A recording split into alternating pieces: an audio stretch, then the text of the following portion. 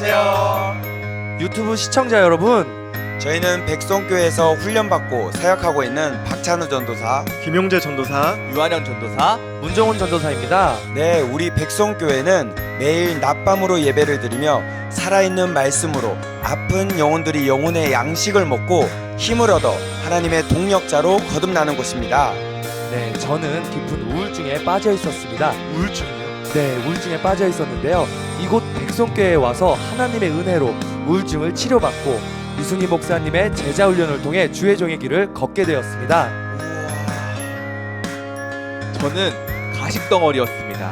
앞에서는 웃고 있었지만 뒤에서는 사람들을 판단하고 정죄하였는데 여기 백송교회에 와서 이순희 목사님을 통해 하나님의 살아계신 말씀을 들을 때마다 가식의 옷이 하나하나 벗겨지게 되고 진리 안에 진정한 자유함을 누리게 되었습니다. 저의 이름은 용재인데 별명은 용개였어요. 개요? 개요. 제가 학창 시절 때 일진을 뒤에서 조종하고 조종사였네요. 군대에서도 군인 400명 중에 탑개라는 별명을 가지고 있었습니다. 탑개요? 네. 군대에서 축구 엎혀서 해보신 적 있으세요? 축구를 엎혀서 하나요? 저는 축구는 너무 하고 싶은데 뛰기 싫어서 엎혀서 한 적이 있었어요. 그렇게 제가 혈기도 엄청 많고 또 저는 술독에 빠져 살았었어요. 그 독 나도 빠졌었는데. 본 것 같아요. 아, 그런가요?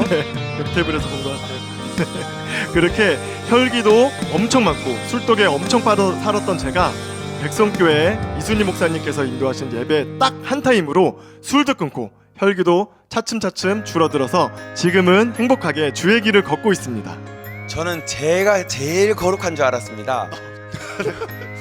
왜 웃으시죠? 저는 옛날에 영적인 착각 속에 빠져 방황하며 살았었는데요. 지금은 이곳에 와서 치료받고 훈련받으면서 이순희 목사님이 하시는 사역에 동참하고 있습니다. 우리도 역시 정상이 아니었네요. 정말 우리 하나님은 이토록 살아계십니다.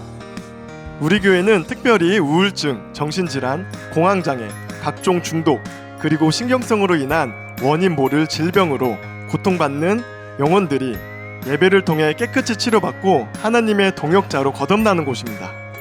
이렇게 수많은 변화의 역사와 기적이 일어나는 백송교회에서 또 이순희 목사님께서 생명 걸고 인도하시는 하루 3번 다니엘 기도회가 올해에도 열리죠.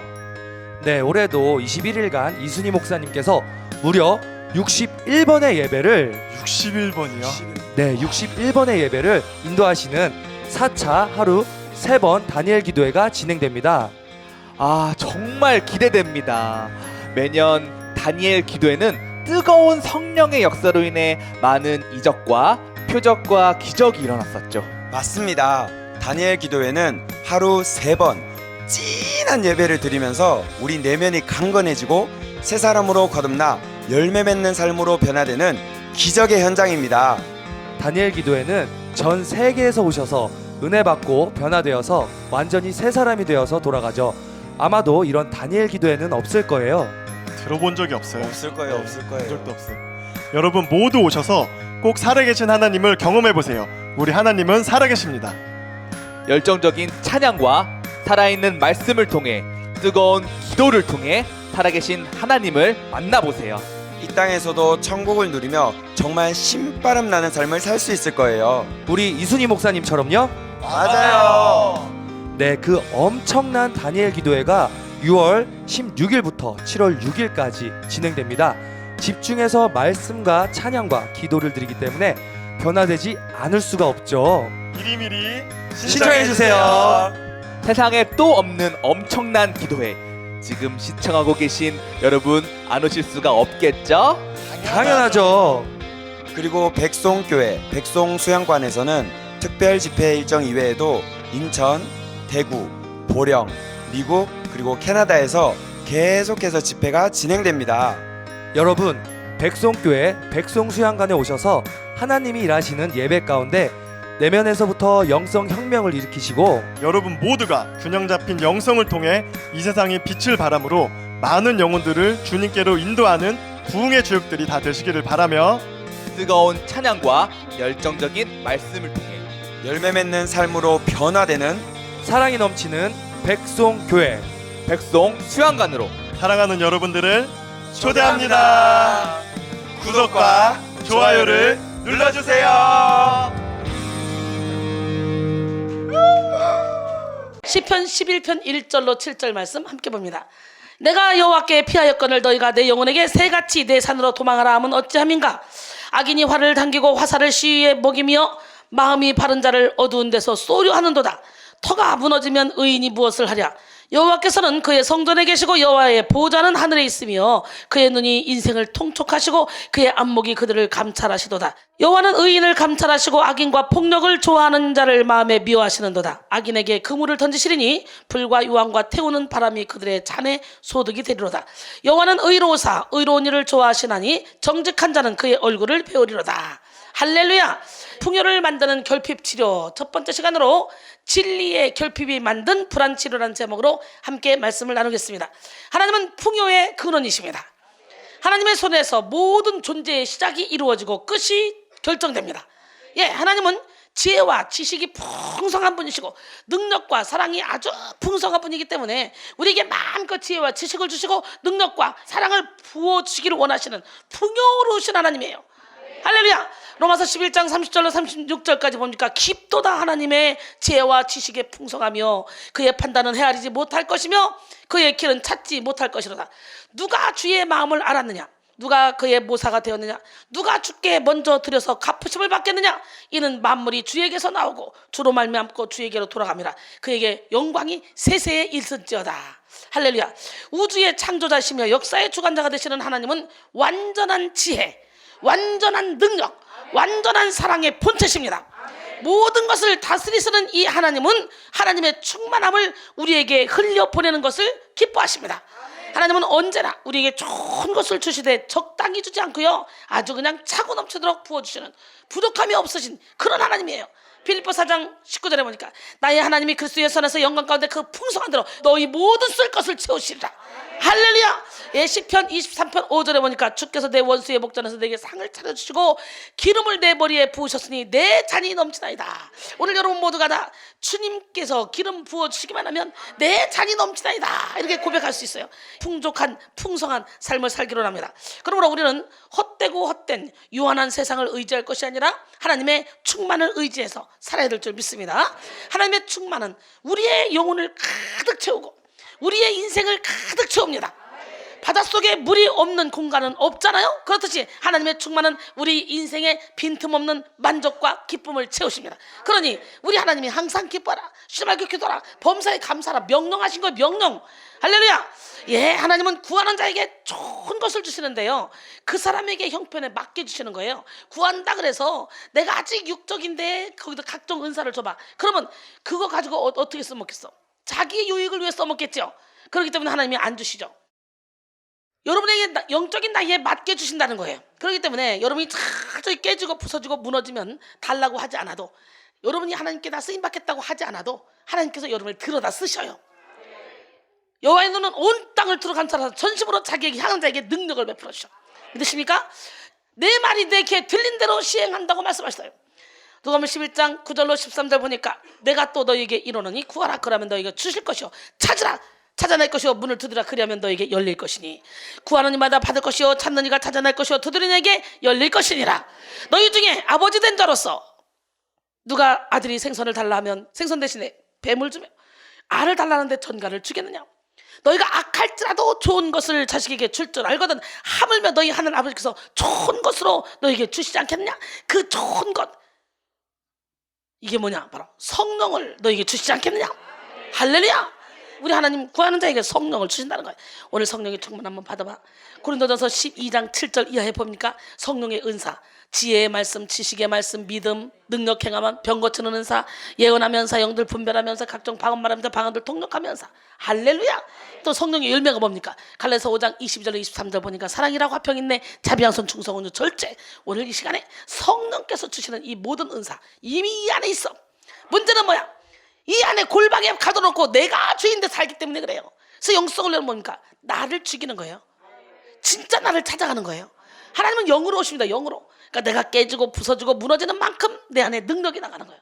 내가 욕심부린 만큼, 부정적인 말 하는 만큼 나는 사탄의 밥이 되는 거예요. 오늘 이 시간에 여러분 입술의 문을 지켜야 돼요. 하나님이여, 내 입에 파수꾼을 세우시고 내 입술의 문을 지켜주소서. 항상 부정적인 말, 원망하는 말, 불평하는 말, 이간질하는 말 입 다물어야 돼요. 그리고 항상 어떤 상황 가운데서도 예수를 믿는 사람은 모든 것이 다 하나님의 섭리 가운데 있어. 죽든지 살든지 다 하나님의 섭리 가운데 있어요. 입술로는 아유 하나님 주님을 위해 죽기까지 가겠다고 했던 베드로와 예수님의 12제자 친구들 모두가 다 도망갔잖아. 우리도 그런 신앙을 갖고 있으면 안 돼요. 우리는 성령의 불을 받고 일부러 내 안에 죽음이 온다 할지라도 주님을 위해서 내가 순교할 수 있다면 아멘. 초대교회 성도들처럼 그런 정신으로 살아갈 때 악한 영은 여러분 건드리지 못해. 그렇기 때문에 하나님이 여러분을 훈련시키려고 할 때는 가장 작게 치는 것이 물질이야. 그러니까 물질이 없어져 그거 원망하지 마. 하나님이 내게 경고하신다. 그럼 무릎 꿇고 돌아와야 돼요. 가장 작은 거야. 주변부터 치는 거예요. 아니 10가지 재앙을 내렸잖아요. 출애굽시킬 때 그때 처음부터 장자 각 짐승부터 사람까지 다 장자 무조건 다 쳐버렸으면 바로 왕이 처음부터 확 항복했을걸. 근데 피게이파 악독 우매 흑장 피 개구리 이 파리 악질 독종 우박 매 메뚜기 그러면 흑암 그 장 뭐예요 장자 피게이파 악독 우매 흑장 마지막 장자 칠 때 딱 끝나잖아요. 손 들잖아요. 아예 처음부터 장자를 쳤으면 좋겠는데 깨닫고 돌아오라는 거지. 그러니까 여러분 봐 하나님께서는 계속적으로 여러분에게 경고하셔. 저 주변부서부터 온다고 저 멀리서부터. 그럴 때 빨리 깨닫고 지혜롭게 와야 되는데 사람들은 멍청해서 마지막 장자 칠 때까지는 그냥 뭉긴단 말이지. 여러분 예수 안에 있는 사람은요 모든 것이 다 합력하여 선을 이루고 버릴 게 하나도 없어요. 성령님은 풍요의 영이시오 충만의 영이신데요. 우리에게 고난이 오고 환난이 왔어. 그러면 그 고난으로 인해서 빨리 무릎 꿇고 와라. 세상이 아무것도 아니다. 육신의 정욕 안목이 전에 이생의 자랑을 따라가지 마라. 저 건강 잃으면 다 필요 없다. 그러네요. 건강 잃으면 다 필요 없어요. 정신 건강 잃으면 진짜 아무것도 필요 없어. 모든 걸 다 갖다 줘도 정신 건강 고치기는 쉽지가 않습니다. 차라리 육신의 건강은 그저 병원 가서 꼬매고 찢고 자르면 되지만 정신적인 건강은요 이거는 아무리 끌어다 놔도 또 끌려가고 또 끌어다 놔도 또 끌려가. 더러운 병이에요 그게. 그렇기 때문에 우리는 미리미리 항상 이 안에 상처를 쌓아놓으면 안 돼. 우울을 쌓아놓으면 안 돼. 이 안에 쓴뿌리를 계속 상처를 쌓아놓으면 어느 순간에 폭발해. 99%까지는 폭발 안 해. 100% 대야 폭발하는 거예요. 선을 넘죠? 선을 넘고 나면 그때부터는 시시때때로 선을 넘습니다. 아예 선을 넘기 전에 계속 비워야 되는 거예요. 비우는 작업을 해야 돼. 우리가 예수를 믿고 계속 은혜를 받다 보면 하나씩 둘씩 깨달아지면서 비워지잖아. 응? 욕심이 비워지고 사심이 비워지고 깨달으면 하나씩 탁 비워져. 비워지다 보면 그 비워진 그 자리에 하나님의 영이 임하기 때문에 기쁘고 즐겁고 행복합니다. 그러다가 완전히 비워서 하나님의 영으로 채우면 어떤 상황 가운데도 휘둘리지 않습니다. 우리는 그런 믿음을 가져야 돼요. 성령님은 풍요의 영이요 충만의 영이십니다. 성령의 역사가 있는 곳에는 언제나 풍성하고 풍요로운 누림의 역사가 있습니다. 성령이 함께하는 곳에는 늘 축복이 넘치는 역사가 있습니다. 여러분 하나님이 함께 하시는 곳에는 늘 부족함이 없어요. 하나님 한 분만으로 충분한 삶, 하나님 한 분만으로 부유한 그런 삶을 누릴 수가 있습니다. 성령 하나님은 우리의 전인을 풍족하게 해주시는 분이에요. 시편 23편 1절로 3절 여호와는 나의 목자시니 내게 부족함이 없으려다. 그가 나를 푸른 풀밭에 누이시며 쉴만한 물가로 인도하시는도다. 내 영혼을 소생시키시고 자기 이름을 위하여 의의 길로 인도하시는도다 그랬어요. 할렐루야. 예, 우리가 다 그의 충만한 데서 받으니 은혜 위에 은혜로라. 요한복음 1장 16절. 오늘 이 시간에 그의 충만한 데서 받는 은혜 위에 은혜를 받는 기적의 시간이 되길 원해요. 성령의 임재가 있는 곳에는 모든 것이 다 풍족해. 성령의 역사가 있을 때 우리는 아무것도 없어도 모든 것을 누릴 수 있고 무명한 중에 유명한 삶을 살 수 있습니다. 성령님과 동행하는 자는 가진 것이 아무것도 없어도 부유하고 힘이 없어도 강하며 배우지 못했어도 지혜로운 삶을 살 수가 있습니다. 할렐루야. 하나님은 우리를 선택할 때 문벌 좋은 자, 지혜로운 자, 능한 자를 선택하잖아요. 미련한 자를 들어서 스스로 지혜롭다는 자를 부끄럽게 하시고 없는 자를 들어서 있는 자를 부끄럽게 하시고 약한 자를 들어서 강한 자를 부끄럽게 하시고 할렐루야. 멸시받는 자, 천한 자 이런 자들을 들어서 있는 자들을 부끄럽게 하시는 하나님. 왜냐하면 아무도 하나님 앞에서 자랑하지 못하게 하려고.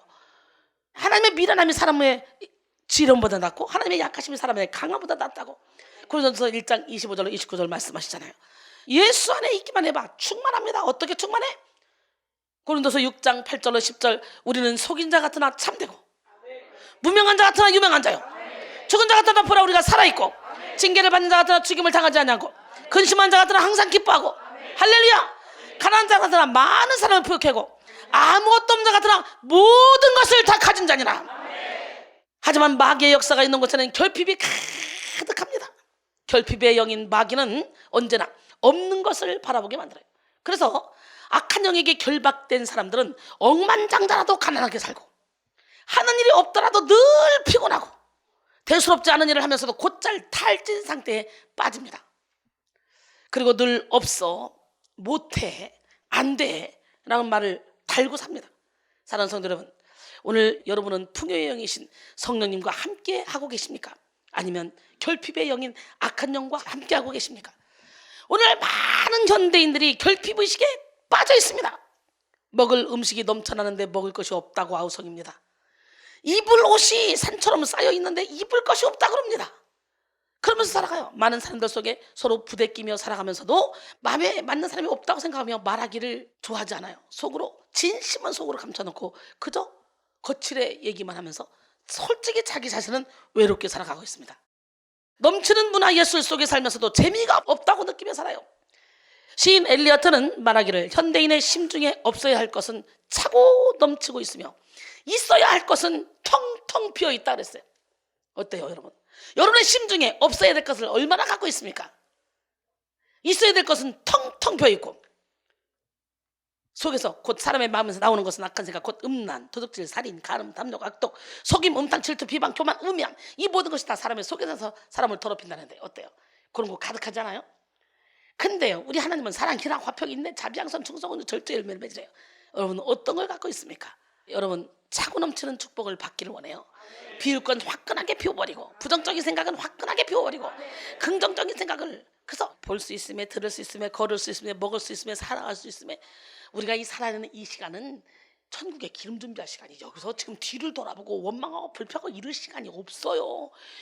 올 때는 순서가 있어도 갈 때는 순서가 없어요. 어떤 방법으로 어떻게 갈지 몰라. 우리는 1분 1초를 아껴서 하나님 나라에 내 집을 벽돌을 하나씩 쌓아놓느라고 정신없이 빨리빨리 내 집을 꾸며야 되는 거예요. 뒤를 돌아보면요 소금 끄덩대고 말아요. 그야말로 현대는 풍요 속의 빈곤의 시대입니다. 빈곤의 영에 묶인 현대인들은 모든 것을 다 가져도 아무것도 없는 것처럼 살아가요. 사랑하는 성도들, 오늘 우리는 빈곤의 영, 결핍의 영을 다 몰아내고 풍요의 영, 할렐루야, 성령으로 충만해야 돼요. 성령으로 충만하면 아무것도 없어도 모든 걸 가진 자처럼 사는 거예요. 옆 사람 바로 인사할까요? 우리 풍요를 연기하며 삽시다. 결핍의식에 묶여있는 한 우리는 말씀대로 살 수 없고 하나님의 뜻을 이룰 수도 없습니다. 우리 몸을 튼튼하게 만들어주는 영양소 하나만 결핍돼도 병이 생겨요. 신체 리듬이 깨져요. 질서가 무너집니다. 마찬가지로 영적인 우리 속사람도 결핍의식에 사로잡혀 있으면 내면의 질서가 다 무너져버려. 그래서 속사람이 병들게 되는 거예요. 결핍의식을 가진 사람은 결코 결실할 수가 없어요. 열매를 맺을 수 없어요. 하나님은 무에서 유를 창조하시는 분이에요. 하나님의 뜻은 보리떡 5개와 물고기 2마리로도 5,000명을 먹이고도 12광주를 남기시는 풍요로운 역사를 이루시는 분이에요. 그러므로 오늘 우리는 모든 결핍의식을 치료받고 믿음으로 풍요를 누려야 돼요. 할렐루야. 에베소 3장 14절로 19절 보니까 이러므로 내가 하늘과 땅에 있는 각 족속에게 이름을 주신 아버지 앞에 무릎을 꿇고 비노니 그의 영광의 풍성함을 따라 그의 성령으로 말미암아 너희 속사람을 능력으로 강건하게 하시며 할렐루야. 믿음으로 말미암아 그 속에서 너희 마음에 계시게 하셨고 너희가 사랑 가운데서 뿌리가 박히고 터가 굳어져서 능히 모든 성도와 함께 지식에 넘치는 그리스도의 사랑을 알고 그 너비와 길이와 높이와 깊이가 어떠함을 깨달아 하나님의 모든 충만하신 것으로 충만하게 하시기를 구하노라. 할렐루야. 사명은 하나님의 풍요를 믿음으로 누리는 것입니다. 아브라함의 풍요는 하나님의 선민 이스라엘이 세워지게 했고요. 요셉의 풍요는 가뭄 중에도 온 세상을 먹였고요. 모세의 풍요는 광야에서 천국을 경험하게 했습니다. 오늘 이 시간 여러분 모두가 모든 결핍의식을 치료받고 지혜의 풍요, 사랑의 풍요, 능력의 풍요, 평안의 풍요를 누리시며 풍요를 창조하는 인생으로 우뚝 서시기를 원합니다. 옆 사람한테 우리 축복의 통로가 됩시다. 할렐루야. 특별히 오늘 진리의 결핍을 치료받고 진리의 결핍이 만든 불안을 치료받기를 원합니다. 할렐루야. 진리는 예수 그리스도께 속한 것입니다. 예수 그리스도의 진리는 자유를 만듭니다. 진리를 알지 진리가 너희를 자유롭게 하리라. 요한복음 8장 32절 말씀이죠. 예수님의 진리는 죽음 속에서 생명을 일으키고 절망 가운데 소망을 만들며 근심을 찬송으로 바꾸는 능력입니다. 진리가 있는 곳에는 승리가 있고 천국이 열립니다. 그러므로 우리는 그 무엇보다도 진리를 구해야 돼요. 금은 보화보다도 귀한 것이 진리이고 기적과 표적보다도 더 귀한 것이 진리입니다. 진리를 사되 팔지는 말며 지혜와 훈계와 명철도 그리할지니라. 잠언 23장 23절 말씀입니다. 우리는 천국에 감추인 보물을 캐내야 돼요. 진리 대신 예수 그리스도를 만났지. 그러면 집 팔고 땅 팔고 냉장고도 다 팔아서 기어이 그 집을 사야 돼. 죄는 진리가 없는 곳에서만 힘을 쓸 수 있습니다. 상처는 진리가 비켜간 곳에서만 존재합니다. 그래서 우리의 인생은 진리에 무지할수록 어둠의 영에게 조종당하며 괴로움을 당하고 무분별에 빠져서 방황하게 됩니다. 호세아 4장 6절에 내 백성이 지식이 없으므로 망하는도다. 내가 지식을 버렸으니 나도 너를 버려 내 제사장이 되지 못하게 할 것이요 내가 내 하나님의 율법을 잊었으니 나도 내 자녀들을 잊어버리리라 그랬어요. 오늘 이 시간에 여러분 모두가 다 진리를 발견하시고 진리를 사기 위해서 나의 모든 걸 바치길 원합니다. 할렐루야.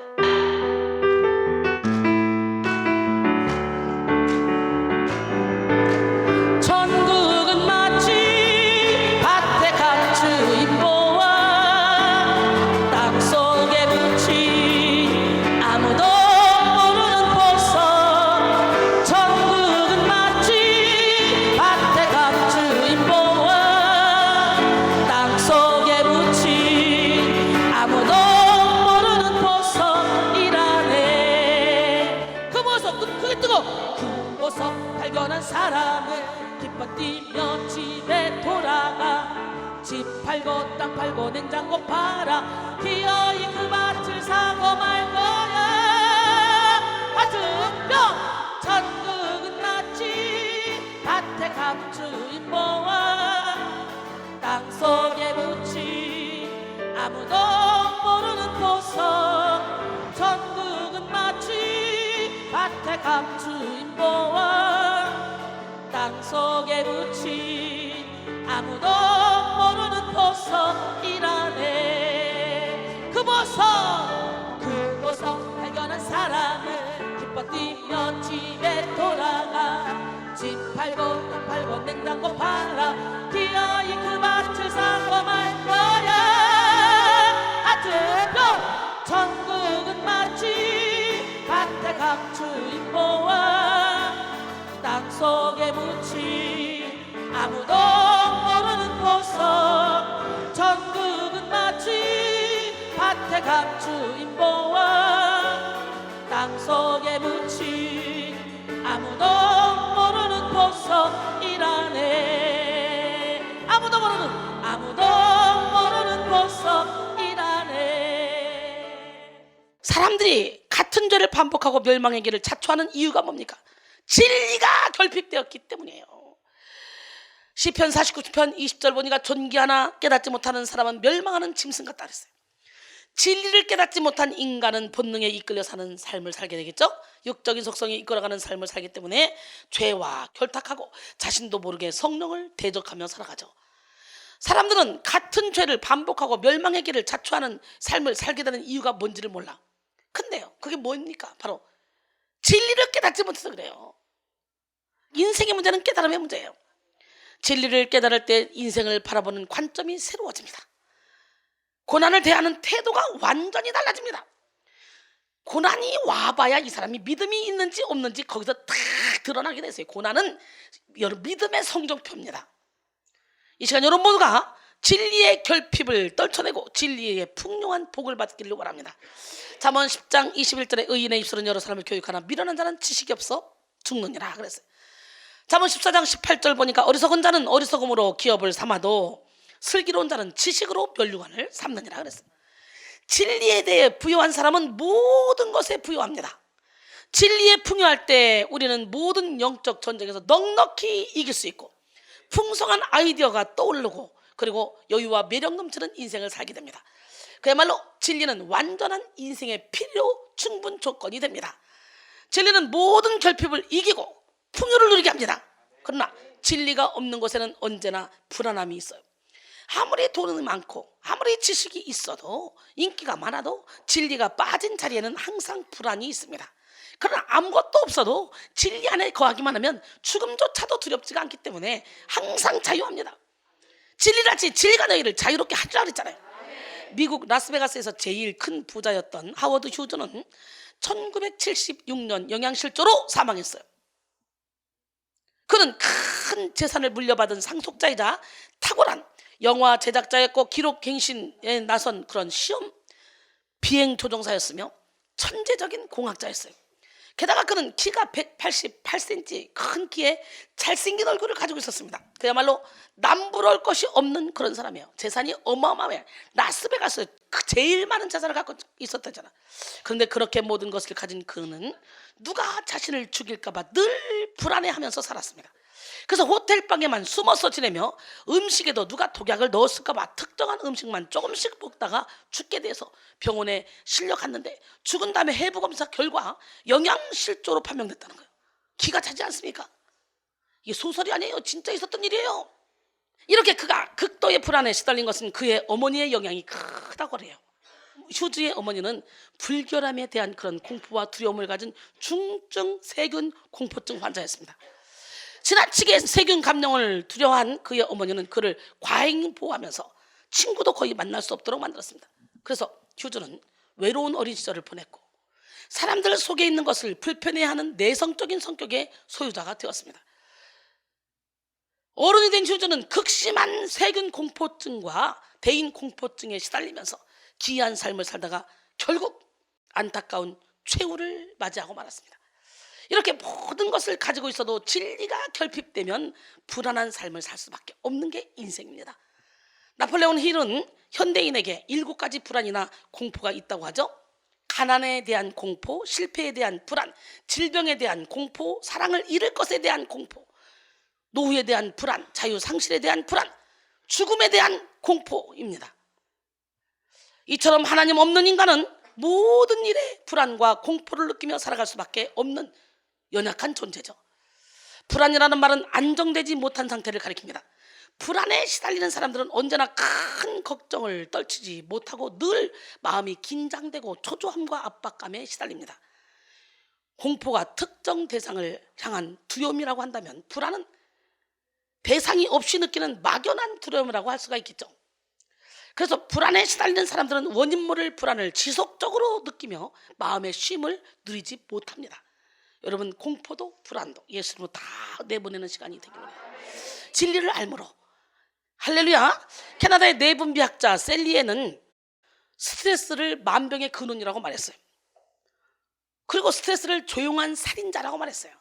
모든 질병 중 스트레스로 인해 차지하는 비중이 1930년대는 30%로 1940년대는 40%로 1960년대는 60%로 1990년대는 90% 이상이라고 봤다 그래요. 그러면 지금 2000 몇 년대요? 2019년대요? 그러면 이미 90년대가 90%니 100%가 넘겠네. 그러니까 그게 결국 뭐냐, 스트레스로 인한 질병이, 그렇게 온 질병이 90년대에 90%로 봤다는 거예요. 30년대 30%로. 이렇게 해가 지날수록 어때요? 시간이 지나면 지날수록 신경성 정신질환 우울증 환자가 엄청나게 많잖아요. 진리의 결핍에서 오는 모든 정신질환을 예수 이름으로 뽑아내야 돼. 오늘 진리를 알지 진리가 너를 자유케 하리라 하신 주님 앞에 여러분 감사하며 살아가기를 원합니다. 마음의 근심과 두려움, 불안이라는 신경성에서 오는 병이 그렇게 많다는 거죠. 루즈벨트는 우리가 두려워할 것은 아무것도 없고 오직 두려움 그 자체뿐이다 라고 말했습니다. 불안은 진리로 채워지지 못한 영혼의 빈자리에 생기는 거예요.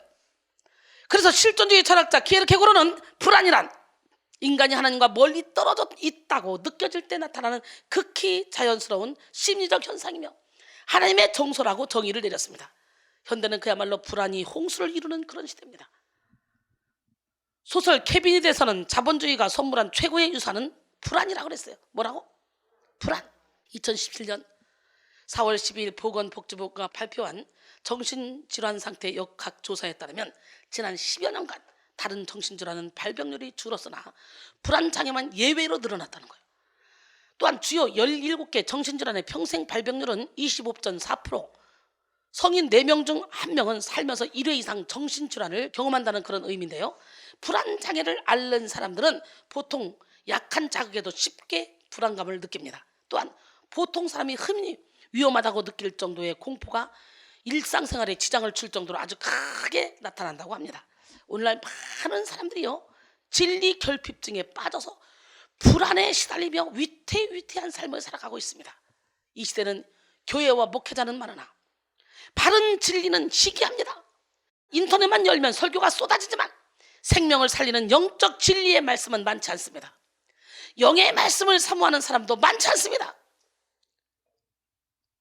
아모스 8장 11절로 13절 주 여호와의 말씀이니라. 보라, 날이 이를지라 내가 기근을 땅에 보내리니 양식이 없어 주림이 아니며 물이 없어 가람이 아니요 여호와의 말씀을 듣지 못한 기갈이라. 사람이 이 바다에서 저 바다까지 북쪽에서 동쪽까지 비틀거리며 여호와의 말씀을 구하려고 돌아다녀도 얻지 못하리니 그날에 아름다운 처녀와 젊은 남자가 다 갈아여 쓰러지리라. 여러분, 말씀이 없어 기갈이에요. 오늘 말씀을 여러분 마음판에 막 새기길 원합니다. 근데 사람들은 두려워하는 일들이 40%는 지난 과거의 일 때문에 하는 것이고 50%는 아직 존재하지도 않은 미래의 일 때문에 미리 끌어당겨서 불안해하고, 그리고 두려워하고, 그리고 10%만이 현재 일로 두려워한다고 합니다. 그러니까 대부분의 사람들이 두려워하는 거, 불안해하는 거, 이런 것들이 10% 정도밖에 안 된다는 거예요. 내가 100을 두려워하고 있다면 쓸데없는 것들이라는 거예요. 우리 시간에 예수 이름으로 불안은 떠나갈지어다. 불안은 영적인 병입니다. 인간의 심령 속에 존재하는 불안의 이유는 바로 뭐 때문에? 죄 때문에 그럽니다. 이거는 사탄의 영향력이에요. 사탄의 영향이 커요. 롤로 메이는 불안은 이 시대의 가장 절박한 문제다라고 말했습니다. 날이 가면 갈수록 가정은 깨어지고 경제는 불안정해지며 폭력과 부도덕이 만연하고 있습니다. 뿐만 아니라 대재앙적인 기상현상과 자연재해가 끊이지 않고 신종 희귀병들은 무서운 속도로 증가하고 있습니다. 이단들은 정통 기독교에 도전장을 내밀며 돈과 힘으로 공격해 오고 있고 보이지 않는 종교적 박해도 증가하고 있는 그런 실정입니다. 그야말로 이 시대는 언제 어떻게 될지 모르는 아주 불안의 시대입니다. 2019년 3월 25일에 부산의 동서대학교 앞 커피숍에서 20대 남성이 묻지마 흉기 난동을 부려서 여성 한 명이 다치는 그런 사건이 발생했습니다. 경찰에 따르면 이 씨는 커피숍에서 공부를 하고 있는 20살 여성의 옆자리에 앉아 있다가 갑자기 주머니에서 흉기를 꺼내 피해 여성의 옆구리를 확 찔렀다 그래요. 그리고 범행 후 이 씨는 자리에서 일어나 흉기를 든 채 테이블과 의자 등을 발로 차면서 난동을 부렸다고 합니다. 당시 커피숍은 손님으로 가득 차 있었는데요. 만석 상태인데 이 사건으로 압수사장이 됐어. 커피숍에 있던 손님 수십 명은 놀라 비명을 지르고 1층으로 달아났고 이 과정에서 3-4명은 넘어지기도 했다 그래요. 피해 여성은 즉시 병원으로 옮겨져서 수술을 받았고 생명에는 지장이 없는 것으로 알려졌습니다. 그런데 충격적인 것은요, 범인 이 씨는 피해 여성과 일면식도 없는 관계였어요. 모르는 사람.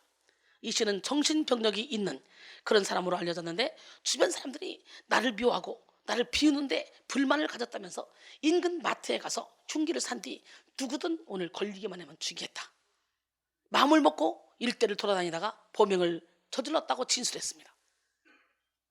기가 막히지 않습니까?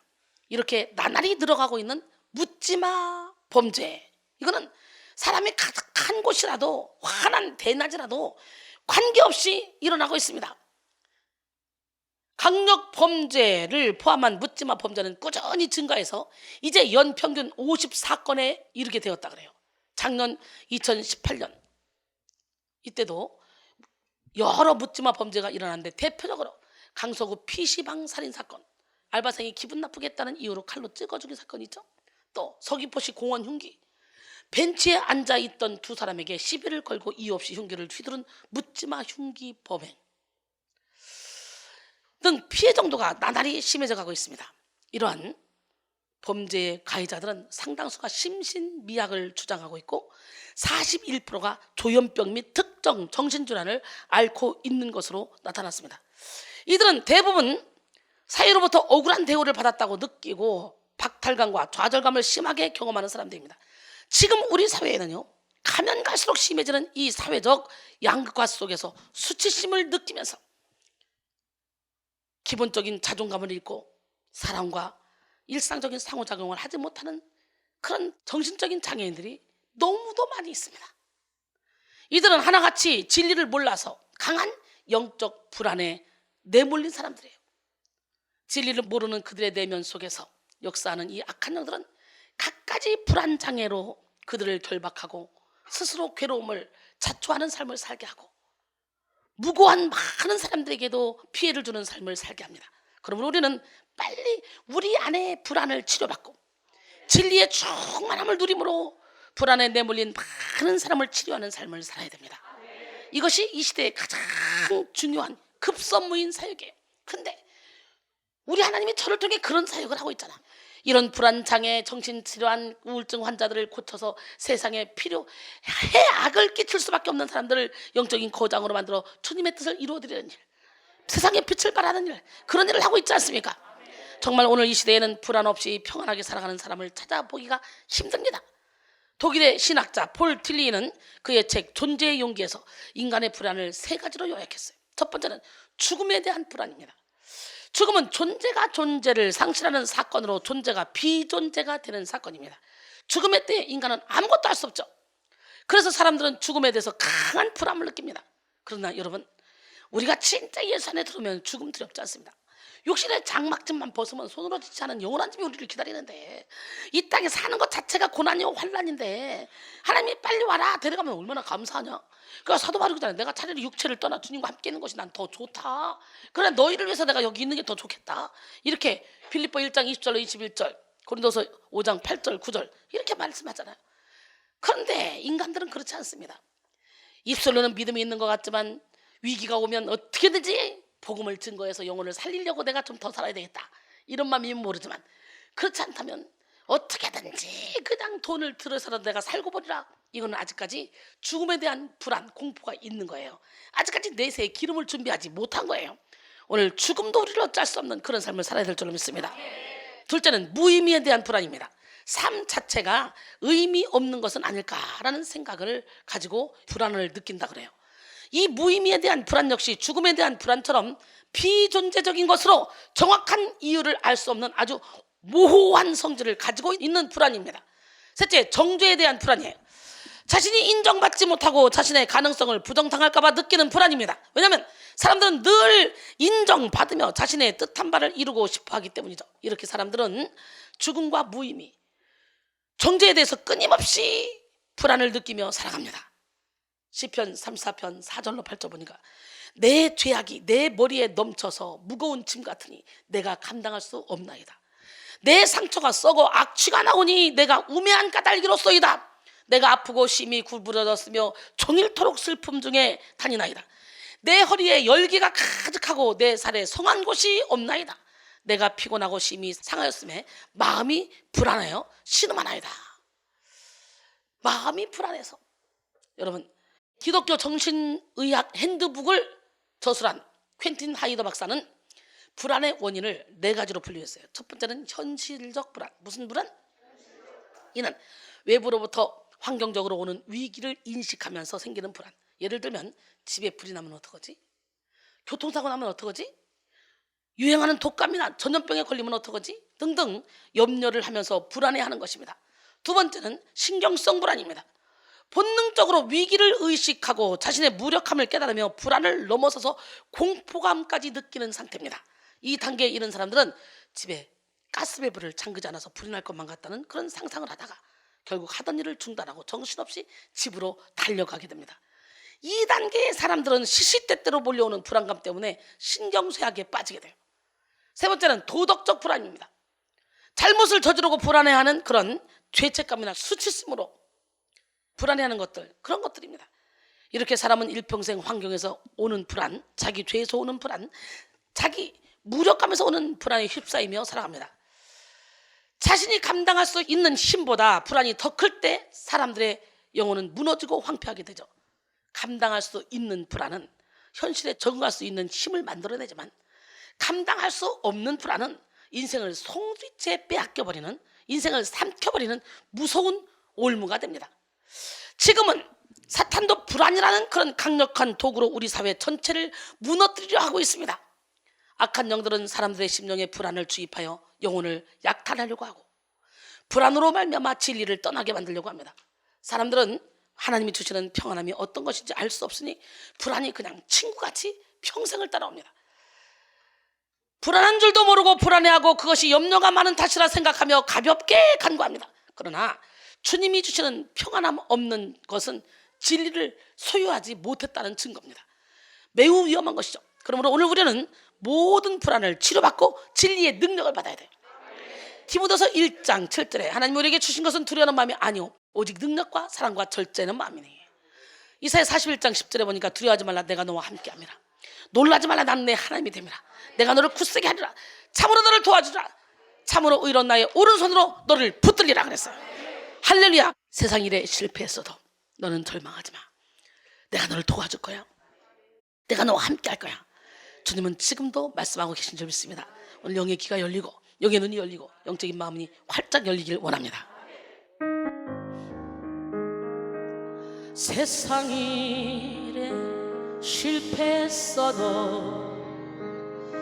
너는 절망하지 말라. 내가 너를 도우리라. 다시 일어서게 하리라. 질병으로 고통당해도 너는 두려워 말라. 내가 너를 도우리라. 다시 일어서게 하리라. 나를 버린 자들도 내가 사랑한 거를 하물며 너희를 그냥 둘까 보냐. 나는 너와 함께하는 너의 하나님 됨이니 의로운 오른손으로 붙들리라. 내가 너를 굳세게 하리라. 너를 크게 사용하리라. 너로 하여금 나를 증거하도록 내가 너를 도우리라.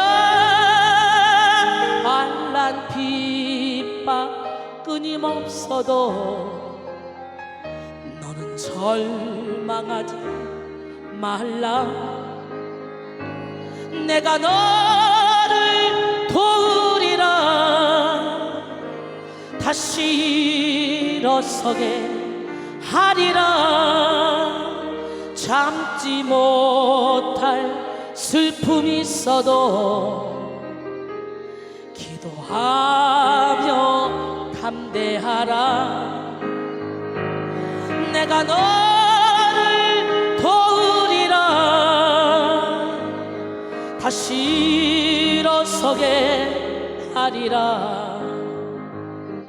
감사 눈물 흘리며 믿음으로 간구하는 너희의 기도를 내가 외면하랴. 나는 너와 함께하는 너의 하나님 됨이니 의로운 오른손으로 붙들리라. 내가 너를 굳세게 하리라. 너를 크게 사용하리라. 너로 하여금 나를 증거하도록 내가 너를 도우리라. 내가 너를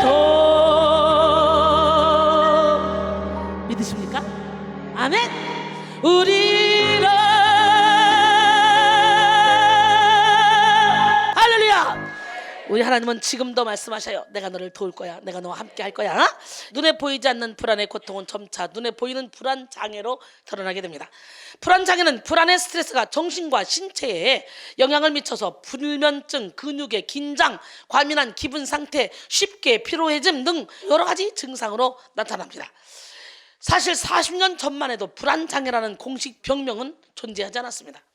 그런데 지금은 불안 장애가 아주 일반화되어서 미국의 경우 정신건강 관리에 드는 비용의 31%가 불안 치료에 사용된다고 합니다. 우리나라의 경우에도 불안 장애로 진료를 받는 환자의 수가 급격하게 늘고 있습니다. 특히 청소년과 20, 30대 젊은이들이 불안 장애가 증가하고 있어요. 교육과학기술부에 따르면 현재 우리나라 정신건강에 빨간불이 켜진 아이들은 6명 중 1명꼴로 나타났다 그래요. 기가 막히지 않습니까? 정서불안 장애를 겪고 있는 아이가 100만 명이 넘는다고 합니다. 또한 2018년 2월 건강보험심사평가원 발표에 따르면 2012년 대비 2016년 우울증 환자 수는 유독 20대에서만 22%가 급증했다 그래요. 지금 20대 우울증 환자로 자살하는 사람들이 엄청나게 많습니다. 20대. 개그맨 정형돈 씨, 이경규 씨, 그리고 가수 김장훈 씨도 방송에서 불안장애 증상을 호소하며 불안장애에 대한 관심이 더욱더 증폭되었습니다. 이렇게 현 세대에는 불안의 영에 뒤덮인 채 고통당하는 영혼들이 많이 있습니다. 불안장애 테스트 10가지 한번 테스트 해볼 건데 여러분 손가락 꽂아보세요. 쉽게 긴장을 하고 초조해야 한다. 짜증을 잘 내고 대수롭지 않은 일에도 쉽게 흥분하고 달아오른다. 미래에 대한 불안이 있다. 무엇에 대해서인지 꼭 집어서 말할 수는 없지만 두려움을 자주 느낀다. 주변의 사람들과 자주 다투거나 대화에 있어서 어려움을 느낀다. 잘못을 지적하는 말을 들으면 발끈하거나 자꾸 변명을 하는 편이다. 두통, 주로 편두통이나 허리의 통증, 신경성 소화 불량이 있다. 불면증이 있거나 어떤 일에 대해서 집중하기 어렵다. 자꾸만 짜증이 난다. 예전에는 안 그랬는데 하는 일에 의욕이 없거나 지치고 힘들다는 생각이 자주 난다. 이 중에서 예스가 2-3개 이상이면 내적인 불안이 있는 거예요. 어때요? 2-3개만 예스 있는 게 아니죠? 4-5개 손 들어요. 시작. 4-5개 불안 증상이 심한 편 6-7개 시작. 손 들어요. 이렇게 들지만 이렇게 들어요. 예, 아주 상태가 심각한 거예요. 불안장애 상태가. 손 안 드는 사람들은요 100%이기 때문에 손을 안 들어요. 나는 하나도 없어요. 나 하나도 없어. 여러분 정신건강이 최고야. 불안장애는 불안함을 넘어서는 갖가지 합병증을 만들어냅니다. 정기적으로 불안장애를 치료받지 못하고 방치할 때 우울증, 각종 중독에 빠질 수 있습니다. 특히 불안장애를 앓고 있는 사람들은요 치매 발생률이 4배에서 5배 상승하고 자살 위험이 상당하다고 합니다. 불안장애 환자의 약 10%가 자살을 생각하며 3-4%는 자살을 시도했다는 통계가 있습니다. 불안으로 뒤덮인 그 아픔이 인생의 생명력을 잃게 하는 것이죠. 하버드대학교 의과대학 벤슨 교수는 질병의 60%에서 90%는 육체적 문제가 아니라 마음의 문제, 즉 신경성인데 그 원인은 삶의 스트레스에서 오는 현상이라고 주장합니다. 또 존스 홉킨스 대학교 의과대학의 심장내과학 교수인 제임스 테일러의 연구팀에 의하면 불안한 상태에서 1년 3개월 이상 노출되잖아. 그러면 92%가 심장병에 걸릴 수 있다고 1998년 2월에 발표했습니다. 사랑하는 성도 여러분, 마음이 병들면 육체의 생명까지도 악화됩니다. 가장 중요한 것은요 영혼 건강이야. 영혼이 건강해야 혼과 육이 건강해지고 모든 어려움을 이겨낼 수가 있는 거야. 요한 3서 2절에 사랑하는 자여 내 영혼이 잘된 같이 내가 범사에 잘되고 강건하기를 내가 간구하노라. 할렐루야. 잠언 4장 23절에 무릇 지킬 만한 것보다 더욱 내 마음을 지키라. 생명의 근원이 이에서 남이라 그랬어요. 국민건강보험공단 일산병원 이선구 교수는 불안장애 등 현대적 정신병의 증가는 성과 중심의 무한 경쟁 사회와 물질 만능주의로 인한 불안, 상대적 박탈 우울증이 일상화됐기 때문에 그렇다면서 스트레스가 점점 많아지는 환경에서 이에 취약하고 대항할 수 있는 요인을 주변에서 찾기 어려워지는 환경이 정신병의 원인이 된다고 그렇게 말했습니다.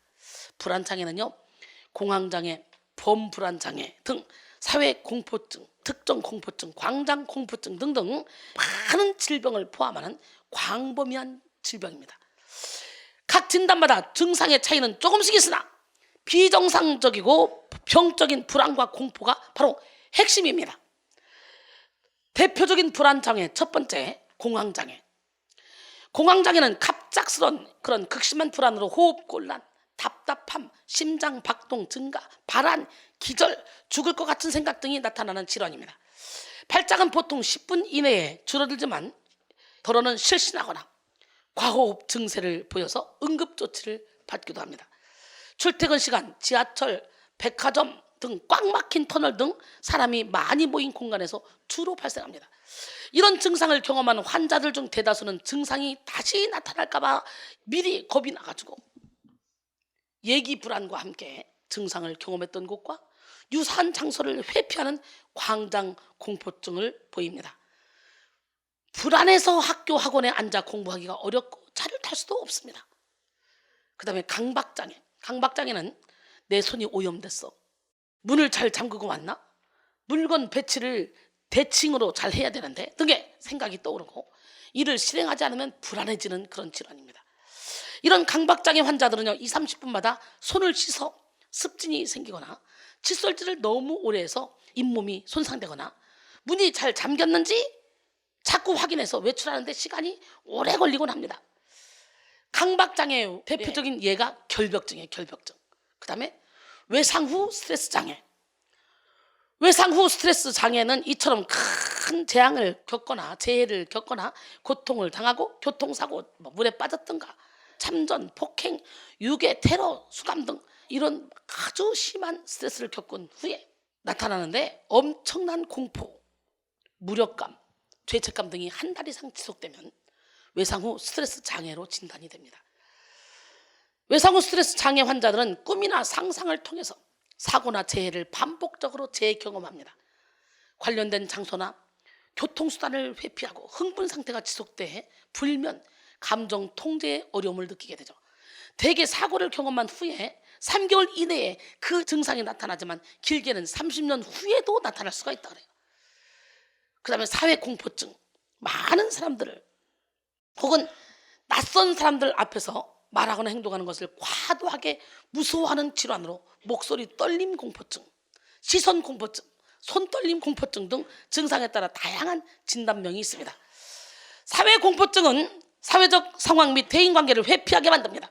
이 모든 불안의 핵심에는 어떤 상황에 대한 부적절한 반응이 존재하는데요, 우리 인생에서 일어나는 모든 일은 다 하나님이 허락하신 거라는 거. 하나님은 우리가 감당하지 못할 시험당함을 허락하지 않아요. 시험 당할 때 피할 길을 주신다고.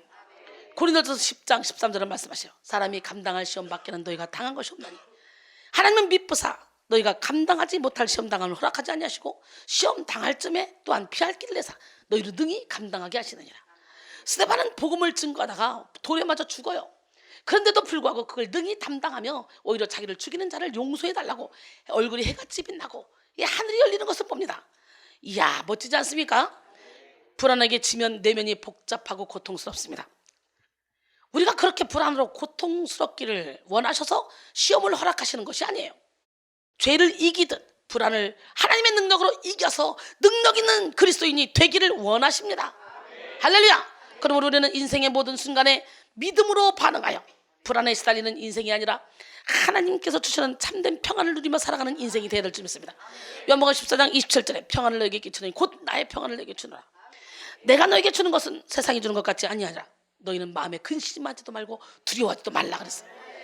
불안해하는 것 자체가 죄입니다. 하나님께서 허락하신 환경과 사건에 대해서 우리가 믿음으로 반응한다면 환난도 곤고도 박해도 기근도 적신도 위험도 칼도 우리에게는 불안의 요소가 되지 않습니다. 오히려 그 모든 것은 하나님의 사랑에 굳건하게 서게 만드는 아주 믿음의 도구가 되는 것이죠. 그래서 로마서 8장 35절 39절 누가 우리를 그리스도의 사랑에서 끊으려 환난이나 공고나 박해나 기근이나 적신이나 위험이나 칼이라.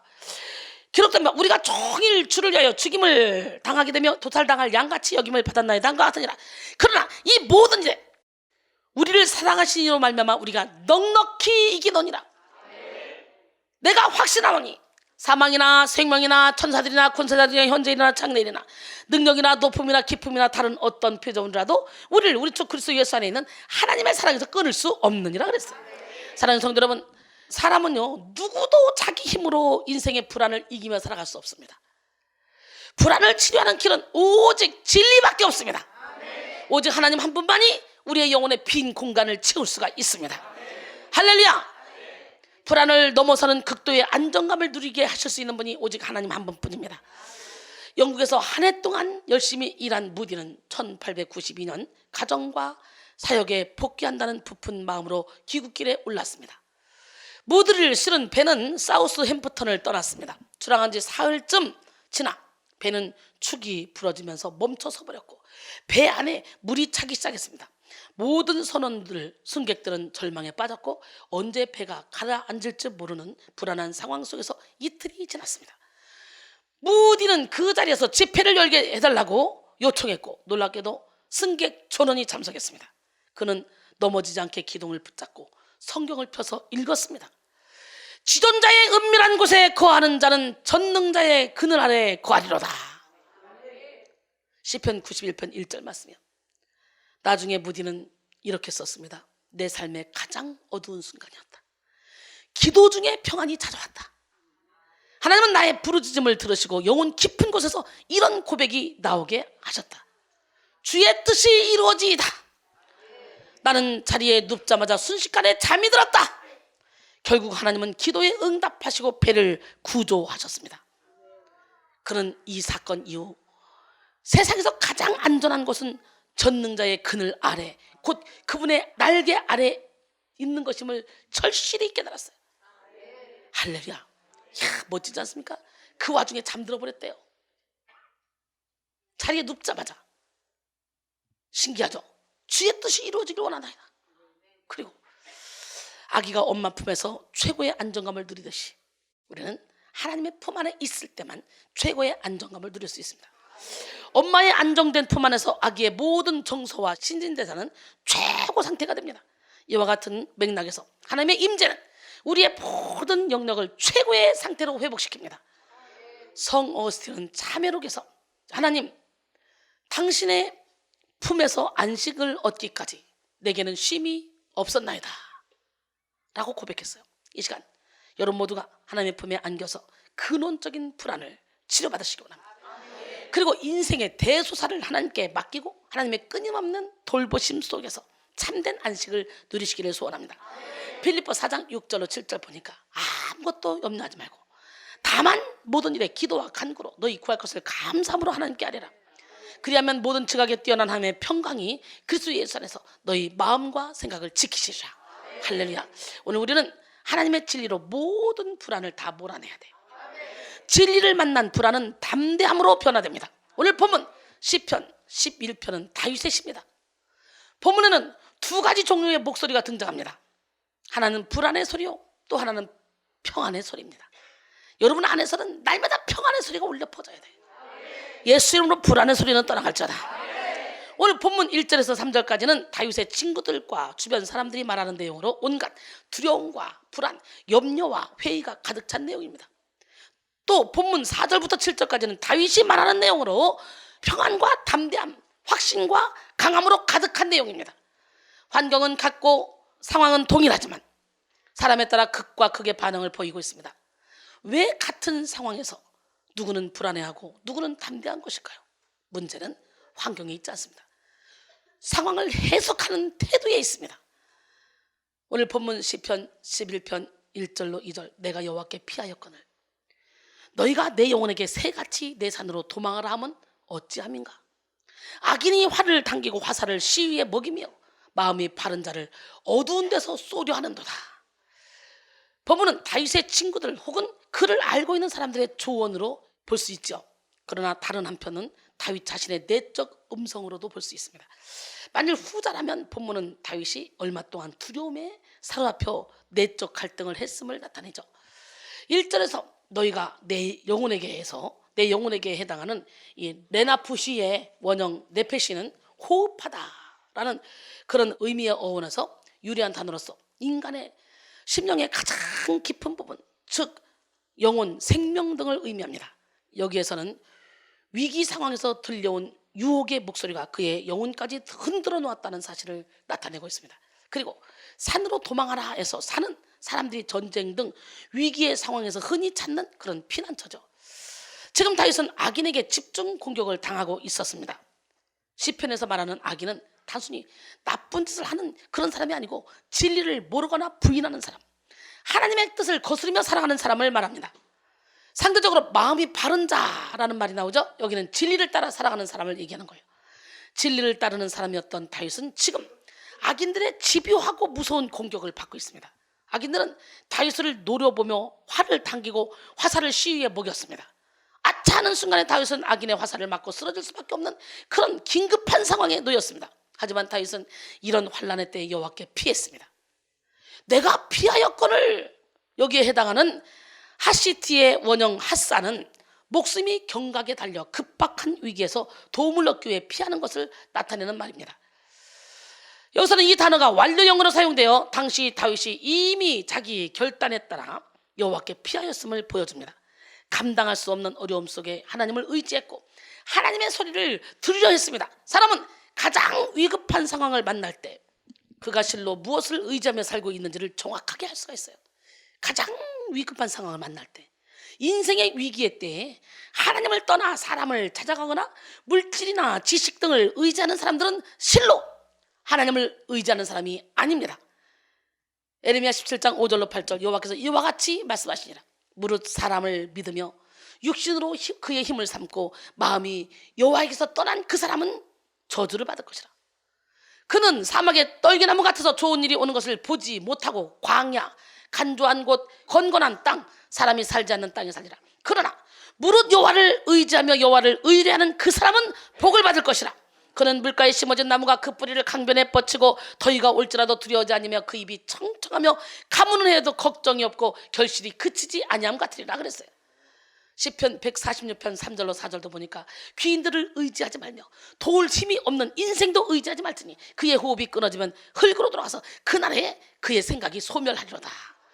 다윗은 가장 어려울 때 하나님을 신뢰하고 하나님을 의지했습니다. 여러분은 가장 어려울 때 여러분 하나님을 원망하고 있지 않습니까?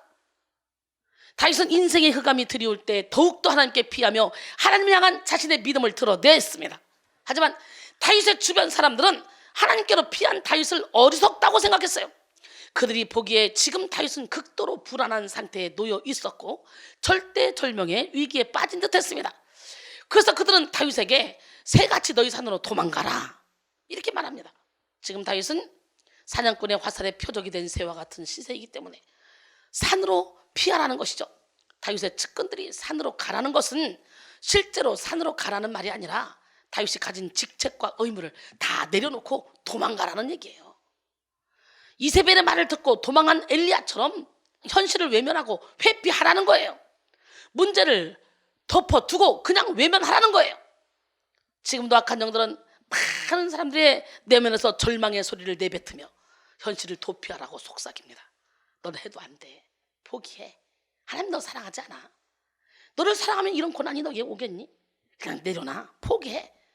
악한 영들의 말에 미혹된 사람들은 술과 마약이 있는 쾌락의 산으로, 게임과 도박이 있는 그런 중독의 산으로, 각자 나름대로의 회피의 산으로 도망합니다. 그리고 일시적으로라도 불안을 잊어보려고 애쓰죠. 오늘 여러분의 삶은 어떻습니까? 여러분은 무엇을 회피하며 무엇으로부터 도망치고 싶어 하고 계십니까? 여러분은 어떤 상처를 묻어두고 직면하기를 두려워합니까? 어떤 상황이 힘들어서 고통받고 있습니까? 오늘 우리는 산으로 피한다고 결단코 불안의 문제가 해결되지 않는다는 걸 알아야 돼요. 현실을 직시해서 뚫고 나가야 돼요. 회피는 더 큰 불안을 만들고 또 다른 죄를 양산할 뿐입니다. 스가랴 4장 6절로 7절 그가 내게 대답하여 이르되 여호와께서 스룹바벨에게 하신 말씀이 이러하니라. 만군의 여호와께서 말씀하시되 이는 힘으로 되지 아니하며 능으로 되지 아니하고 오직 나의 영으로 되느니라. 큰 사람 내가 무엇이냐? 너는 스룹바벨 앞에서 평지가 되리라. 그가 머릿돌을 내놓을 때 무리가 외치기를 은총이 그에게 있을지어다 하리라 하셨고, 할렐루야. 여러분은 어떤 문제를 가지고 오셨 계십니까? 무엇 때문에 불안합니까? 여러분 인생에 큰 산이 무엇입니까? 이 시간에 명령합니다. 큰 산아, 내가 무엇이냐? 너는 순위 앞에서 평지가 되리라. 할렐루야. 제임스 파이크 박사는 말하기를 궁극적으로 의지할 가치가 없는 것을 의지하려는 데서 불안이 온다 그랬어요. 하나님 외에 다른 것을 의지하면 의지할수록, 문제를 피해 도망가면 도망갈수록 불안은 무서운 속도로 증폭합니다. 그러므로 우리는 문제를 회피하거나 현실에서 도피해서는 안 돼요. 어떤 문제든지 뚫고 나가야 돼. 우리는 진리를 가지고 불안의 문제와 직면해서 싸워야 되는. 비록 악한 영들이 더욱더 의기양양하게 이제 모든 것이 끝났다고 절망을 외칠지라도 더욱더 굳건하게 진리를 붙잡아야 돼. 다윗의 측근들은 다윗에게 모든 것을 포기하고 새같이 산으로 도망가라고 부추기고 있지만, 다윗의 터가 무너졌다고 탄식하며 더더욱 다윗으로 하여금 절망에 빠지도록 유도했지만 다윗은 절대로 거기에 무너지지 않았습니다. 할렐루야. 오늘 본문 3절에 보니까 터가 무너지면 의인이 무엇을 하랴 이렇게 말하죠. 여기서 터에 해당하는 화사토트의 원형 쏴타는 본래 노타, 두다라는 의미를 지니고 있는 쉬트에서 유래한 명사로서 토대라는 의미입니다. 터는 자라나 장소를 뜻하는 말로 본문 3절의 터는 삶의 터, 곧 생명을 의미하는 것입니다. 다윗의 측근들이 보기에는 다윗의 생명이 이제 끝날 위기에 놓인 것 같았습니다. 뿐만 아니라 이스라엘 사회의 운명도 끝난 것처럼 여겨졌습니다. 그래서 다윗이 아무리 의인이라도 다윗이 죽고 나면, 혹은 이스라엘이 무너지고 나면 다윗이 더 이상 무엇을 하겠느냐, 바로 이런 차원에서 회의를 나타냈습니다. 그러니까 다윗의 측근들은 다윗에게 산으로 주랭랑을 쳐서라도 목숨만은 건지라고 말하고 있는 거예요. 그들 눈에는 불안과 절망만 보였습니다.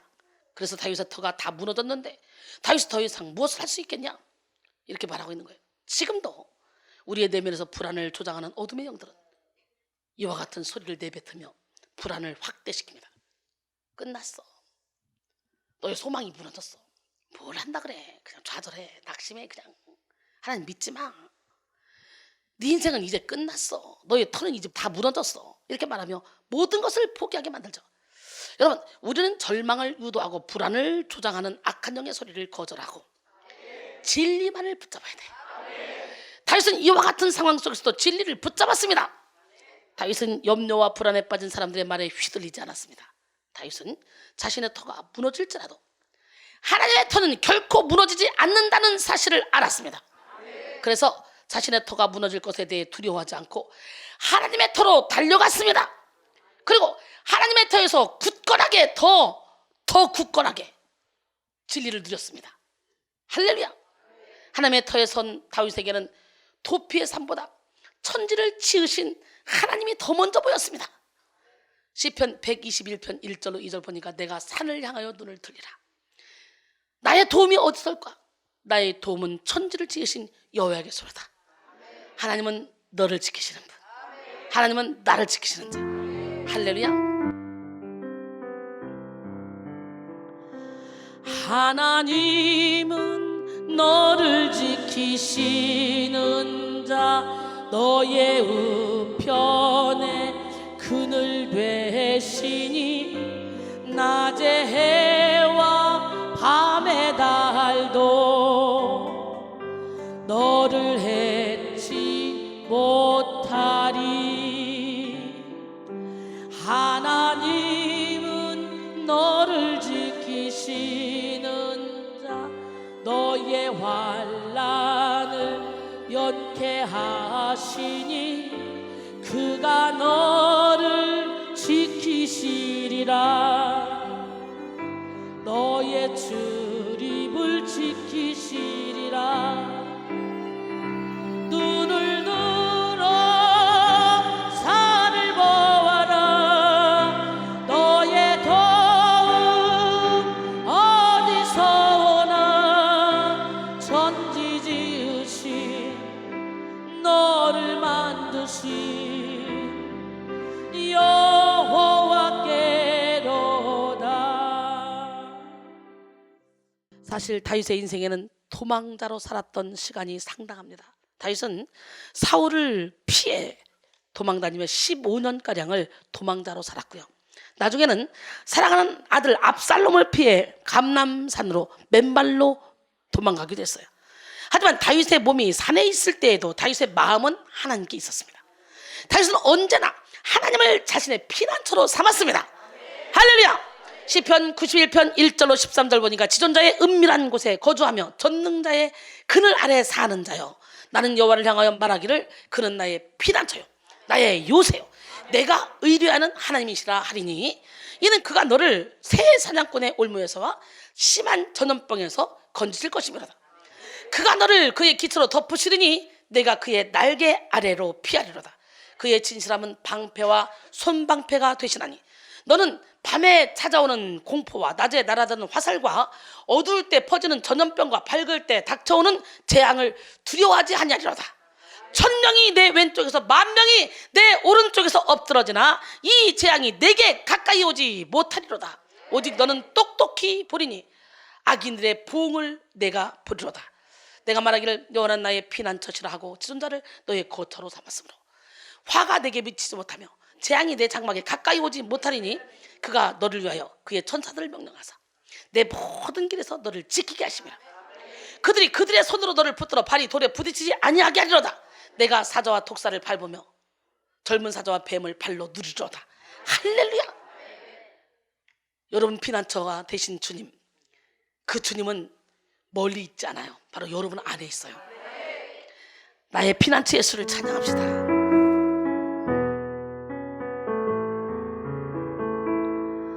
나의 피난처 예수 의지해요.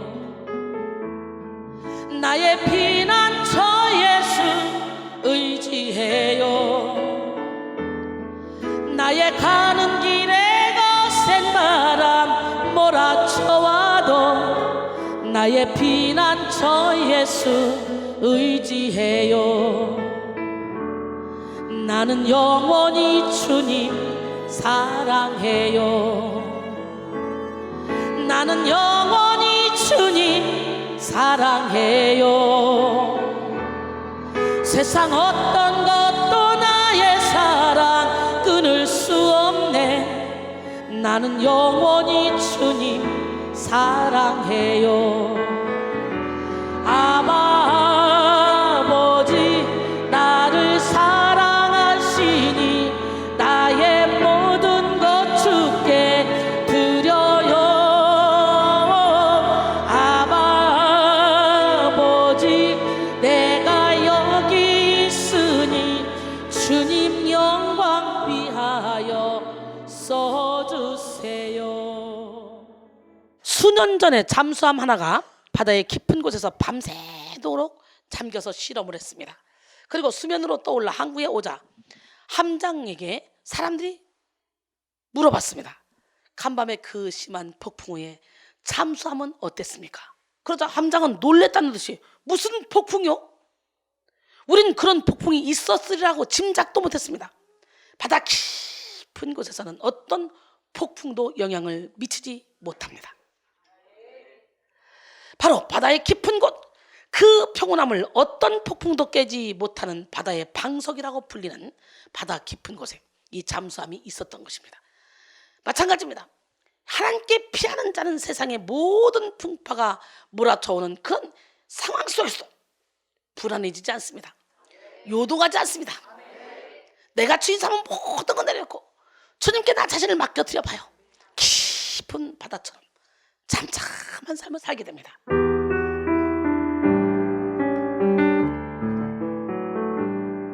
내가 주인 삼아 모든 것 내려놓고 내 주 되신 주 앞에 나가 내가 사랑했던 모든 것 내려놓고 주님만 사랑해. 한 번 더. 내가 주인 삼은 모든 것 내려놓고 내 주 되신 주 앞에 나가 내가 사랑했던 모든 것 내려놓고 주님만 사랑해. 주 사랑 거친 풍랑에도 깊은 바다처럼 나를 잠잠케 해. 주 사랑 내 영혼의 반석 그 사랑 위에 서리. 주님의 사랑 위에 서기만 하면요, 보배 되신 주님을 이 질그릇에 모시기만 하면요, 사방으로 우겨싸움을 당해도 쌓이지 않습니다. 박해를 받아도 버림되지 않습니다. 거꾸로 뜸을 당해도 망하지 않습니다. 앞길 막혀 답답해도 낙심하지 않습니다. 임마누엘 하나님이 함께 하시기 때문에. 고린도서 4장 7절로 10절 말씀이죠.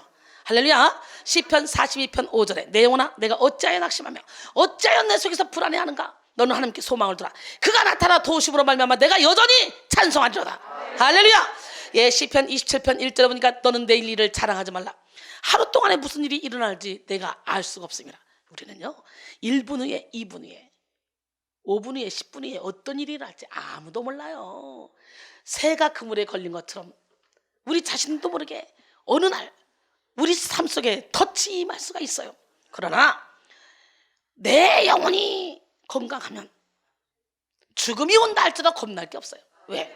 육신의 장막만 벗으면 진짜 내가 더 좋은 세계로 가는데 이걸 안 믿기 때문에 죽음이 두려운 거예요. 다윗은 일촉즉발, 조금만 건드리면 곧 폭발할 것 같은 그런 몹시 위험한 상태를 일촉즉발이라 그러죠. 이 일촉즉발의 상황 속에서도 진리를 누림으로 담대했습니다. 다윗은 하나님을 아는 지식과 진리로 충만한 사람이었습니다. 다윗의 영혼을 채우고 있었던 진리는 환경으로부터 오는 모든 불안을 녹이고 영적 담대함을 갖게 했습니다. 시편 11편 4절로 5절 여호와께서는 그의 성전에 계시고 여호와의 보좌는 하늘에 있으며 그의 눈이 인생을 통촉하시고 그의 안목이 그들을 감찰하시도다. 여호와는 의인을 감찰하시고 악인과 폭력을 좋아하는 자를 마음에 미워하시는도다 그랬어요. 여기서 다윗은 여호와 하나님께서 계시는 장소를 밝히고 있습니다. 여기서 그 성전에 계시니에 해당하는 이 베헤칼 코드쇼는 직역하면 그의 거룩한 건물 안에가 됩니다. 근데 여기서 그의 거룩한 건물은 예루살렘 성전을 가리키는 것으로 볼 수 없습니다. 왜냐하면 하나님은 좁은 성막이나 성전에 계실 수 없는 분이에요. 다윗은 하나님이 만물의 주권자라는 사실을 알았습니다. 다윗은 성전에 계신 하나님이 하늘 보좌에서 인생을 감찰하신다는 사실을 알았고 성전을 가까이 하며 하나님께 피하는 자를 의인으로 여겨주시고 보호해 주신다는 사실을 믿었습니다.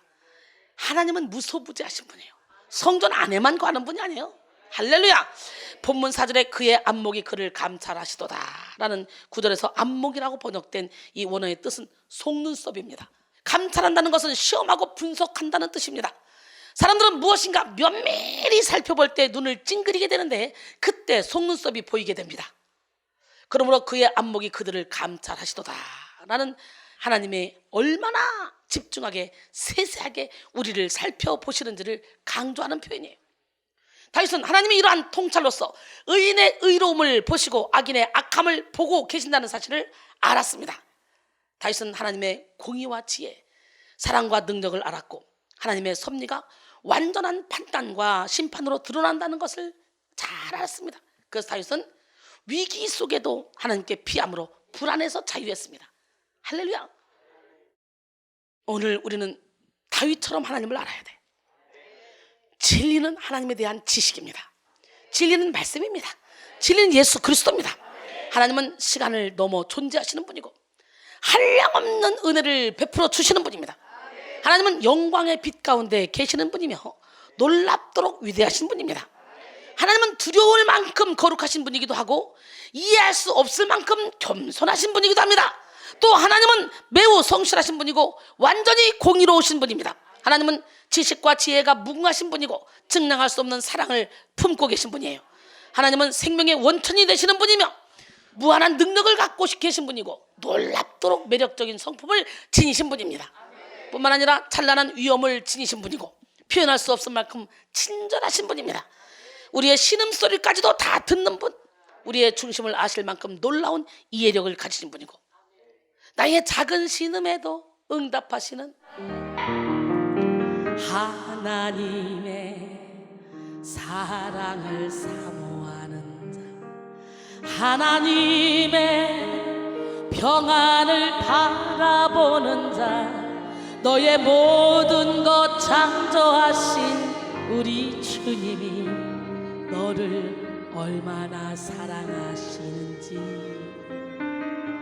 하나님께 찬양과 경배하는 자, 하나님의 선하심을 닮아가는 자, 너의 모든 것 창조하신 우리 주님이 너를 자녀 삼으셨네. 하나님 사랑의 눈으로 너를 어느 때나 바라보시고 하나님 인자한 귀로서 언제나 너에게 기울이시니 어둠에 밝은 빛을 비춰주시고 너의 작은 신음에도 응답하시는 너는 어느 곳에 있든지 주를 향하고 주만 바라볼지라. 하나님 사랑의 눈으로 너를 어느 때나 바라보시고 하나님 인자한 귀로서 언제나 너에게 기울이시니 어둠에 밝은 빛을 비춰주시고 너의 작은 신음에도 응답하시니 너는 어느 곳에 있든지 주를 향하고 주만 바라볼지라. 주만